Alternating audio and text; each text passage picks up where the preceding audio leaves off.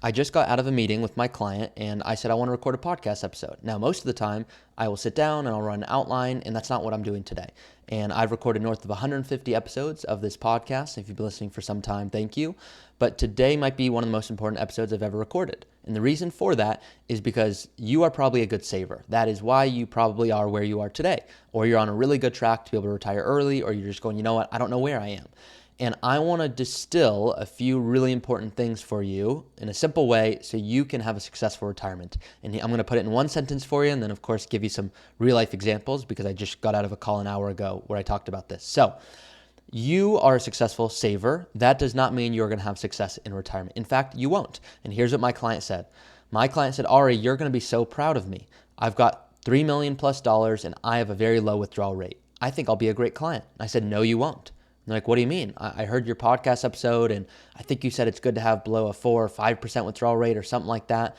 And I said, yep, I talk about that. And they go, well, then what's the problem here? I go, the problem here is if you want to have the lowest withdrawal rate, here's what I want you to do. I want you to work 20 more years, don't spend any money or have any fun. Your withdrawal rate will look awesome, okay? It'll be very low. That's not the goal here. And so I'll ask a client, and I'll do this anytime someone will join or our firm or reach out to us. I'll say, what's the most amount of money that you can spend without running out?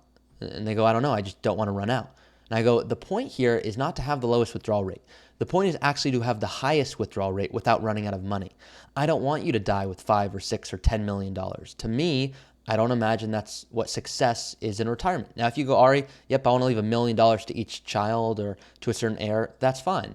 But more often than not, you will be kicking yourself if you stay a good saver in retirement.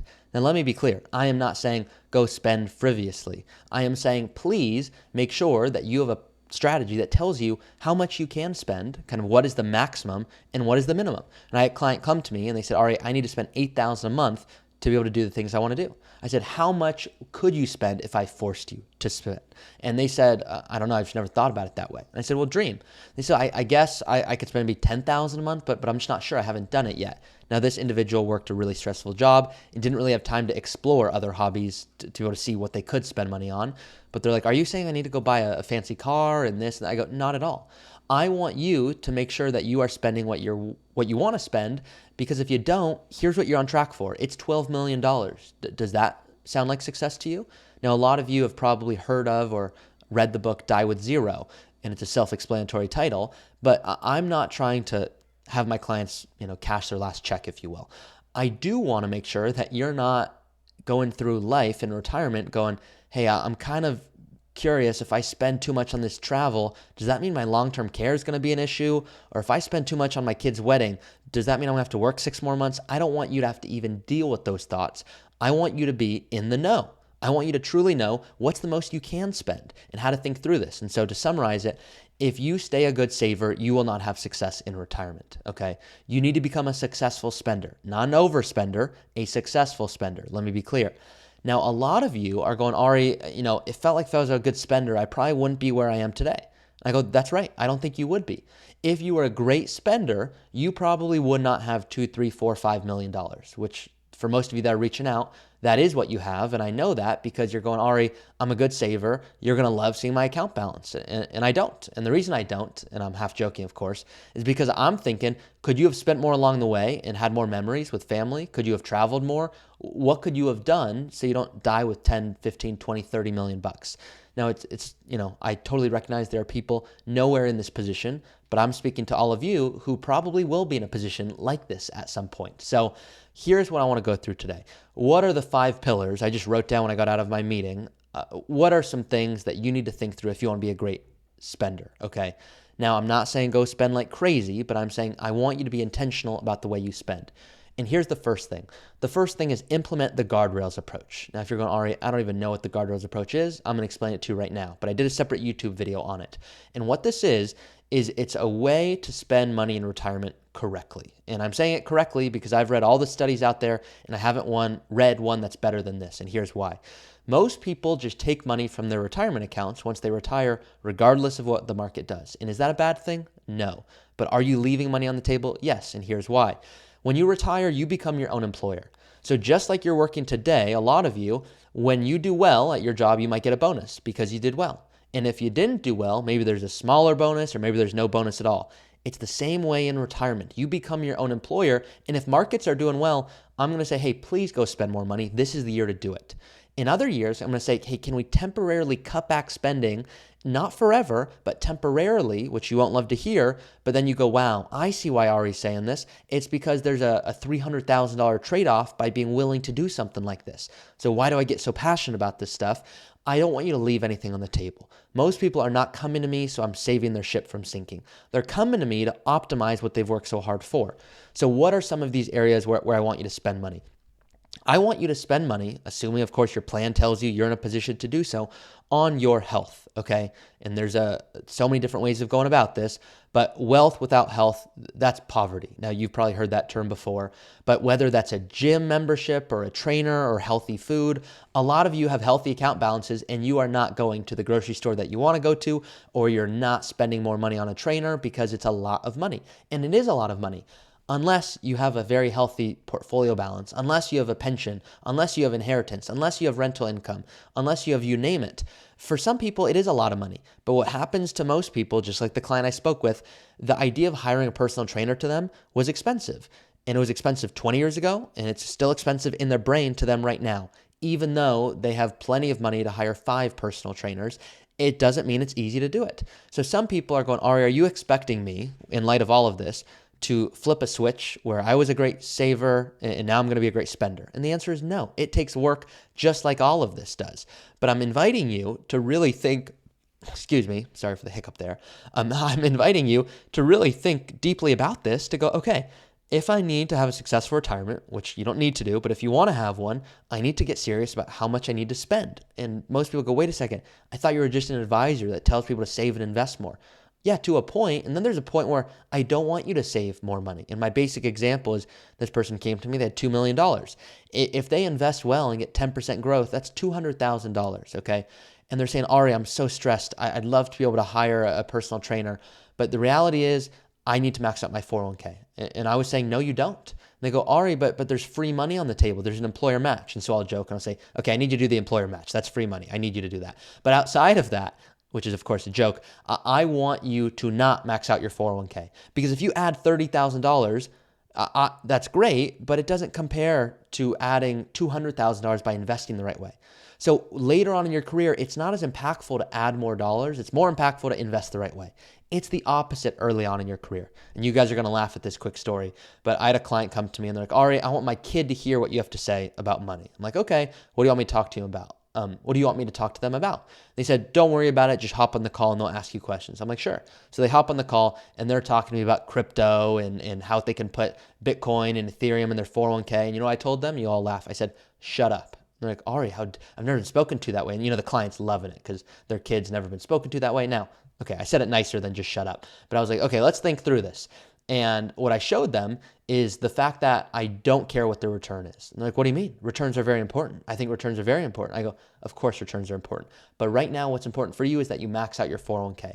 So focus less on crypto, focus more on maxing out your 401k and figuring out how to do that with your income and making sure you're saving at least 15%. Okay, that's what I tell the child. Now, you are in a different spot. Okay, you're listening to this right now. Maybe you're in your 50s or 60s, maybe even 40s for some of you. And you're like, okay, what do I do? How should I think through this? Well, adding new dollars just isn't as important, and that is the reality. So number one is spend money on your health. Okay, realize that truly is an investment, so you're not paying a ton more in the future, but that's not really why you're doing it. You will not get your health back. So that is the number one most important thing I like my clients to spend money on. Number two is experiences. No one's ever said, Ari, I am so grateful that we did a Roth conversion so that I have 80,000 more tax-free dollars. Okay, they say, Ari, I'm really glad we did it, and I'm happy I'm paying you to do it, but I'm actually happier if I just spent more money on trips or experiences, things that really add value to my life. We're doing Roth conversions in light of what you want to do. Okay, so here's a dopey joke for you, and my clients have already heard a lot of these, but someone came to me and said, Ari, you seem really excited about these conversions. And I don't really want to upset you because you seem so excited, but I was thinking, can I just run an idea by you? And I said, sure. And they said, what I want to do is I'm going to retire early, but I'm not going to have any fun. Okay, I'm not going to do any trips or anything like that. So we can do an amazing conversion strategy because I heard if we're able to convert money, that will be tax-free forever. And I heard there's no limit to doing it. It's not like a Roth contribution. where there's only 7,500 or 6,500. No, I heard we can do an unlimited amount. Is that correct? I said, yes, that's correct. They said, great, then that's what I'm going to do. I said, no, it's not. And they're like, what do you mean? What I mean is, I don't want you to have the best conversion strategy. I want you to have the best life ever. And in light of that, let's do great conversions so you don't pay more in taxes than you need to. But it has to be a secondary consideration, not a primary one. Okay, so fun joke for you there. So I want you to spend money on experiences. I want you to travel, and not just travel in terms of, okay, I traveled, I did it. Travel in terms of, what if you could bring family with you? What if you could bring friends with you that maybe didn't save to the degree that you saved? And it depends, of course, on your level of wealth. And sometimes the biggest limit that we can do is your imagination. You've maybe never thought, hey, what if I did take my whole family on a trip? Not just for 3 days, but for a week, a true week off. And you're going, Ari, I didn't even think about that. And I'll say, I want you to think about it. And I have clients that know they're going to get a not so fun call from Ari if they didn't buy a first class ticket because they've saved and invested well. Now, if they don't want the first class ticket because they don't want it, that's a different story. But I have clients that are in a very healthy position to do so. And if they don't do it, I will tell them I'm not happy with them. Now, I'll say, of course, it's okay, but that's something I want them to do and really practice doing more than anything. The other one I want to go to right now is giving, okay? I want to make sure, I'm not saying you have to give to all these institutions, but I'm saying you are going to give millions of dollars whether you want to or not. And when you pass, that is what giving means, okay? That's either going to go to your heirs, and your heirs might say, oh my God, we have $3 million, we're going to quit our jobs. Or they might say, you know what, nope, we've been raised well, we're not going to quit our jobs, we like what we do, and we're going to set up a charitable foundation, okay? It can go one of two ways, and I've seen both, where people now squander their lives because they have tons of money, or people go, hey, I'm overwhelmed by all of this, I'm just going to give it away. So I'll tell people, what's your estate planning? I'll ask them, I'll say, what's your estate planning strategy? They go, well, I don't really have one, but I think I have a trust or a will. I go, no, that's not what I'm talking about. Your estate planning strategy is, what are you trying to do so you don't die with $10 million? They're like, well, I don't know. I'm just trying not to run out of money once again, Ari. And so I'll rephrase it for them. And I'll say, your estate planning strategy is not dying with $10 million. And in order to do that, can we gift along the way? Can we help kids with down payments today? What can we do today to be able to help them out more so that they don't just go, oh my God, I've got a ton of money, but what good is it now when I'm 80 or 90, if that makes sense? So hopefully you're thinking through charity as a really big part of your plan here. And I would love to see if you could do some good while you're here versus just waiting. And that's without even talking about the tax deductions that come along with doing so. The next one I want to talk about is spending money to improve your overall environment. Okay, this is the big one. Have you ever thought through, I'm going to the grocery store, could I pay for the groceries behind me, of the person behind me? Because it looks like they're struggling. I'd love to be able to do that. That's, of course, a giving idea, but on top of that, it's improving your environment, improving your community. Now, I would argue it is impossible to do that if you don't know that you have the disposable income to do so. So I'll tell my clients, I want to make sure you know what's the most that you get to spend every month. And so I'll tell a client, hey, your maximum this month is $12,000. And they'll say, great, I only need $10,000 to live. So I say, I don't care what you do with the other $2,000. Go travel or give it away or do whatever you want. Now, of course, I'll say it in a nicer way. But I want them to know that you have options. And those options can be deployed as however you see fit, should I say. Now, what this does to your mental and emotional state can be huge. How cool would it be if you got to gift and pay for the person's groceries behind you every single time you went? Some people, it's like, all right, I'd just love to do that. Other people, it's, no, I'd really love to just be done earlier. To me, it's less about giving. It's more about, when can I be done working? I am stressed. I want to be done. Okay? Well, you might retire. I have a client, a CFO of mine, who just retired at 48 years old. Okay? Now, many people would go, that doesn't make sense. 48, they need income the next 50 years. They saved and invested really well. They're in an awesome spot, so they get to do that. So this idea that you retire based on your age and risk tolerance is just complete doo-doo, okay? And you know this, a lot of you, I have a jar that was sent to me, one of my favorite gifts ever, and it's called the anti-cookie cutter jar, because I am anti-cookie cutter. I will not ask you your age and risk tolerance. I want to know those things, but that's not what's creating my asset allocation for them. So I want to make sure that if you're investing well, you know how much more income that could create for you. And you might go, wow, if I invest this way, that's $3,000 more a month. Okay, good to know. You also might go, you know what? That's not worth it to me. I'd rather invest, less aggressively, meaning there's less dollars left over, but I'm going to sleep better. And so that's what's more important to me. So these are the trade-offs I want you to think through. The other thing in terms of environment, I'm often asked is, all right, should I move? Like, what if I move to Florida, better taxes, or Texas? You can always do that, but I'll say, do you want to do that? And I'll say, no, it's just the tax consequences would be so much better there. I say, so let's do an analysis. Let me show you the difference. And they'll go, wow, that's a $2 million difference. And they go, yeah, like, all right, I think I should make the move. And I go, wait a second. Do you need to make the move? And they'll go, no, I just see I could save like $2 million over time. That's pretty big. They go, it is big, but if you don't want to move there and you see you're still going to be okay, do you want to move there? And they go, oh, no, I don't want to move there. I just kind of thought it would be such a big difference. I kind of had to. Now, some people go, hey, I want to go to Florida anyway. In that case, win-win.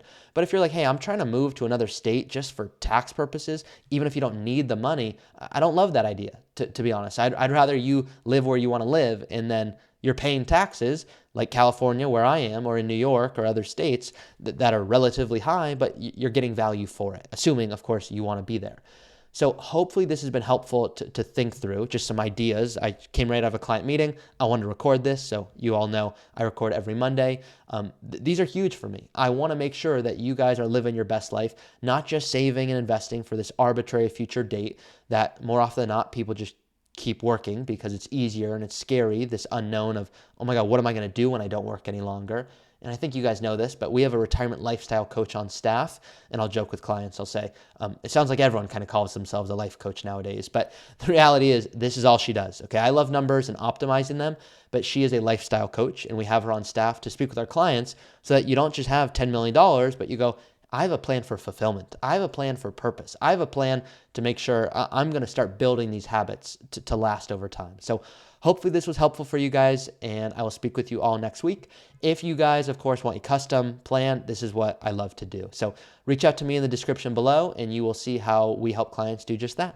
Thank you for listening to another episode of the Early Retirement Show. If you have a question that you want answered in a future episode, you can always go to my website, earlyretirementpodcast.com. That's earlyretirementpodcast.com, and you can go ahead and submit a question that I'll look to answer in a future episode. Thank you all for listening. Please do rate it, review it, and share it with someone who you think would benefit from this information, if there's anyone out there that you know. I certainly appreciate it, and I will see you all each week. Hey guys, it's me again. Please be smart about this. Nothing in this podcast should be construed as financial, tax, or legal advice. Consult with your tax preparer or financial advisor before taking any action. This podcast is for informational purposes only.